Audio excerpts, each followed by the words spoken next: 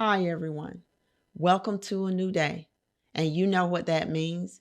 You have new opportunities. On today's episode, I'm going to be using John chapter 5 from the Bible. Inside this particular scripture, there is one very vital question. Do you want to be healed? I want each of you to stay tuned as I unravel the treasures within this scripture to help us on our healing journey. Welcome to a new day. I'd like to thank you for joining us at the Bereaved Parents Club, where we focus on conversations involving real people, real stories, and real healing. May the message of this day be a lamp upon your feet in your journey.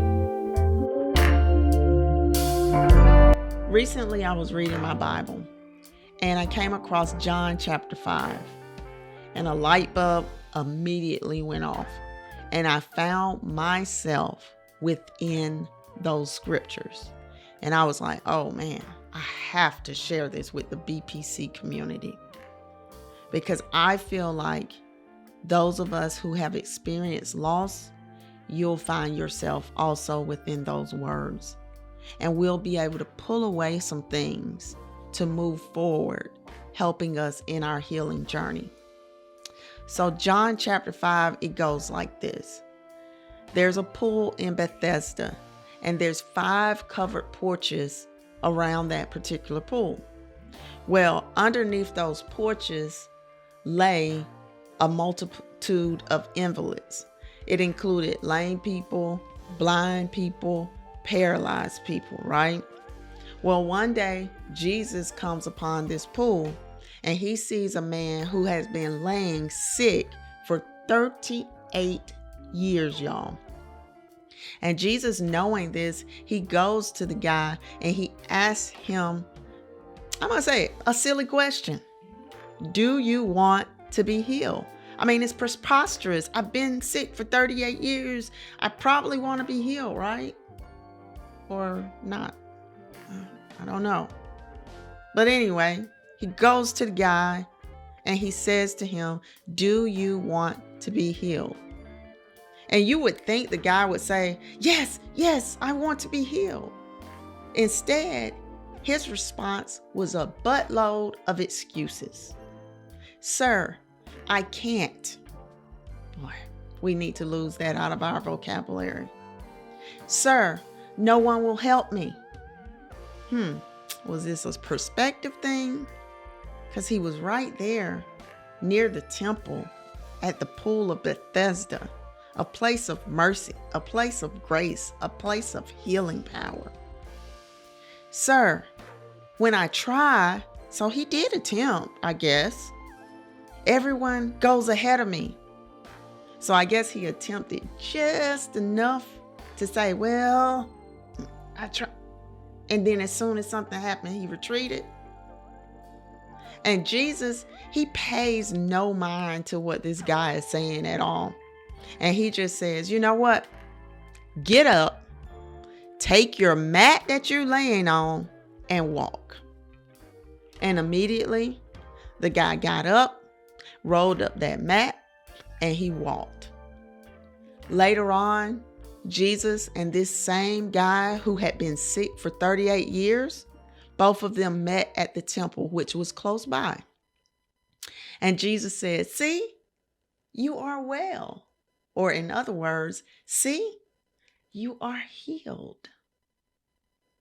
Now, how in the world did I find myself in these scriptures? And how might some of you who are experiencing loss, who are experiencing grief, who are experiencing the things associated with grief like the sadness, depression, anxiety, where do we fit in these scriptures?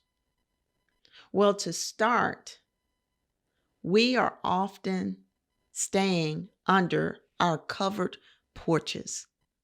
We're staying underneath things which we think are protecting us, which we think are providing shelter for us, right? Because we're afraid of the failure that lies outside of our doors. So here's what I'm saying. When the morning would arise for me, I didn't just jump up anymore. I would lay in the bed, and if my husband tried to open the blinds, I would cover my head with my comforter. My comforter became my comforter, if you know what I mean.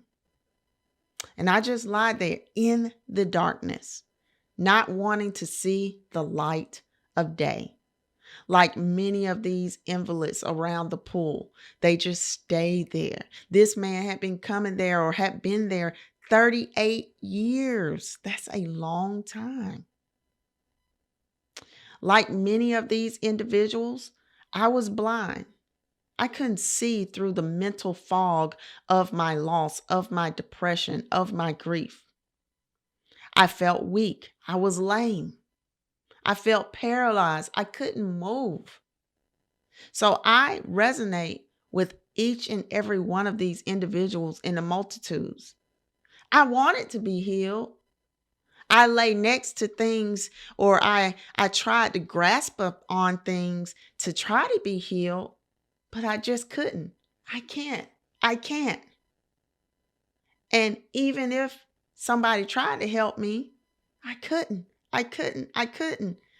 And on the days that I thought I could and I took one step, I still felt 5 steps behind everyone else. Everyone else was going on, getting their blessings, being happy in life, and I just couldn't seem to keep up. So I stayed under the cover, in the darkness, in the safety of what comforted me. Afraid of loss, afraid of failure, afraid to move, afraid to see and believe in anything of livelihood again. But it all came down to this, guys. Somewhere for me, just like the man, it had to snap and say, do you want to be healed? It all starts with a mindset, y'all. And you know how I got to that point? When one day I was in a very beautiful place. I was on vacation and I wasn't enjoying it. I was withdrawing from my husband. I was like, leave me alone. Don't even want to be here with you. Let alone, I don't even want to experience these things. And something clicked in me like, girl, what is wrong with you? Anybody else would be grateful to be here in these moments at these times with the love of their life. And you're just retreating and withdrawing and falling deeper and deeper into an abyss. And I immediately started to realize something is wrong. You've got to change your mind. Do you want to be healed? Now, like this guy, many of us, we come up with excuses. It's just a bad day for me. Well, you know, it's our daughter's birthday is coming up and I'm just feeling down. Well, you know, I'm suffering from my depression and anxiety today. I just can't. We've got to change our mindsets, y'all. That's where it all starts. And they don't mention that in particular in the Bible, but between the question and what was done, the command of get up, take your mat and walk, this guy was changing his mind. Yeah, his limbs may have been healed or whatever injury he was suffering from, but the other thing that was healed was his mind. That was the first thing that had to be healed because he had to trust. He had to trust he was going to have the ability to even get up, to even walk. Like getting up is one thing, but walking is another. I'm coming to you today to tell you to trust that you can and you will be healed. Now, many times people say, get up, snap out of it. It is harder to do than said. I've been there. So I'm just going to share with you a couple of things that I did for myself. First of all, I had to understand that everything was in my mind, how I was thinking. So I had to create an environment for myself that invited me into a new day every single day of my healing journey. The first thing that I did was I took it slow. A lot of times we're in a rush for life when we wake up in the mornings. I took it slow. I said, slow down, take it easy, take it all in. Give yourself some time to breathe. I took down the covers, didn't cover my head. I opened the blinds. If my husband hadn't opened them, I would open them. And I took in the effects of that sunlight and how it rejuvenated me and how it helped my mental health. And then I would sit and listen because God placed me in a home at the time where there was a lot of birds. I would sit and listen for the birds. And they were a reminder to me that if we're taking care of Tisha, you're going to be taken care of too. Then I moved into an area where I reflected and read. Just putting in some word into my body, whether through the Bible, whether through inspirational messages, through sermons, whether through motivations on YouTube, whether through inspirational books. I just watched what I was taking in. My eyes were blind before, much like these people. And so I had to learn to see differently. And I saw differently through words. I saw differently through the videos that I was watching. And I had to gather my strength back up, no longer being lame and weak to the loss that I had experienced. So I started walking. Walking turned into running, and it allowed me to breathe in fresh air. It allowed me to release some endorphins of stress. And I just got moving, guys. I didn't stay there. I didn't stay paralyzed. I opened my eyes. I moved my body into the realm of just taking in nature and what the day presented to me. So often we try to plan our moments.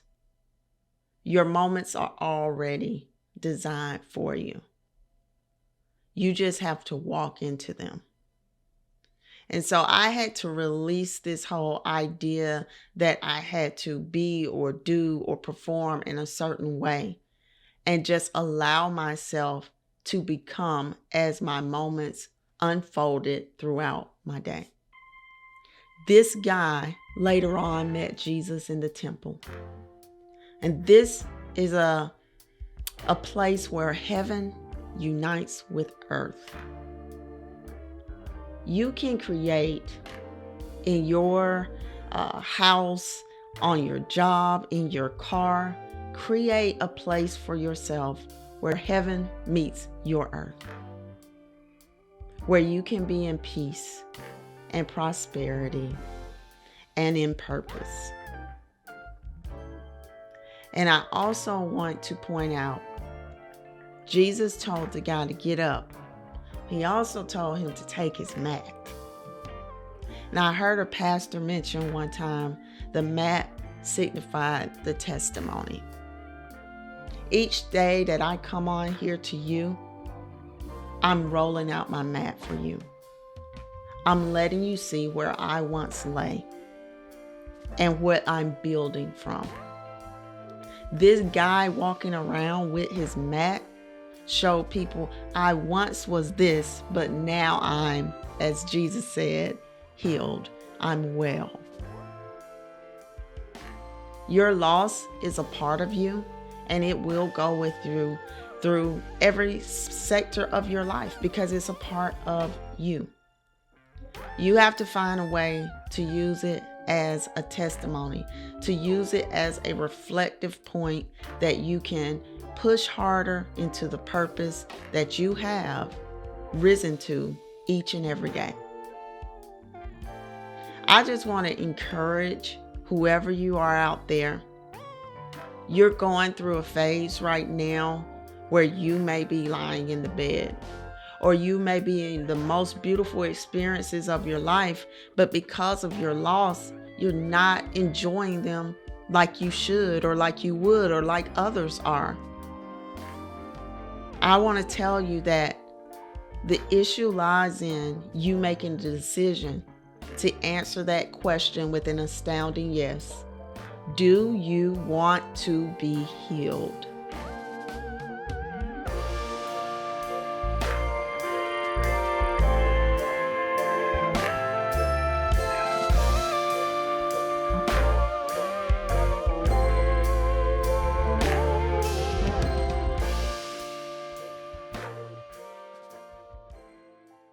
Did you know you can get your very own BPC gear? Simply go to bereaved-parents-club-gear.myspreadshop.com, where we have something for everyone. Our 17 designs represent the various ways parents lose their children, and these can be applied to any of the men and women's clothing, as well as all of the accessories. Shop for your BPC gear today to show unity in our journey towards healing and to help eliminate stigmas as we take charge of being a bereaved parent in today's society. All proceeds go towards our first BPC conference.